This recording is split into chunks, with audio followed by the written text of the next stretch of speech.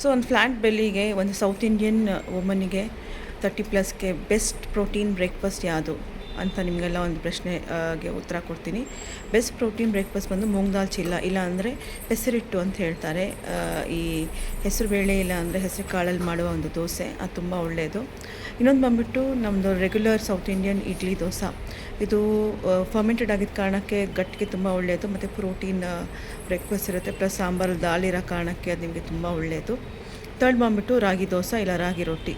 ರಾಗಿ ನಿಮಗೆಲ್ಲ ಗೊತ್ತಿರೋ ಹಾಗೆ ಒಂದು ಸೂಪರ್ ಫುಡ್ಡು, ಮತ್ತು very good for calcium and very good for weight loss. So ನೀವು ಬೆಳಗ್ಗೆ ಅರ್ಲಿ ಮಾರ್ನಿಂಗ್ ವಿತ್ ಫರ್ಮೆಂಟೆಡ್ ಹಿಟ್ ಮಿಕ್ಸ್ ಮಾಡಿ ನೀವು ರಾಗಿ ಮಾಡ್ಬೋದು, ಇಲ್ಲ ಅಂದರೆ ಇನ್ಸ್ಟೆಂಟ್ ರಾಗಿ ದೋಸೆ ಮಾಡ್ಬೋದು. It's very good for your health and it has high calcium and protein content. ಇನ್ನೊಂದು ಬಂದುಬಿಟ್ಟು ವೆಜಿಟೇಬಲ್ ಉತ್ತಪ್ಪಮ್. ಇದರಲ್ಲಿ ತುಂಬ ತರಕಾರಿಗಳು, ಅದ್ರ ಜೊತೆ ನೀವು ಪನ್ನೀರ್ ಸ್ಟಫ್ ಮಾಡಿರೋಂಥ ಇಟ್ ಇಸ್ ವೆರಿ ಗುಡ್.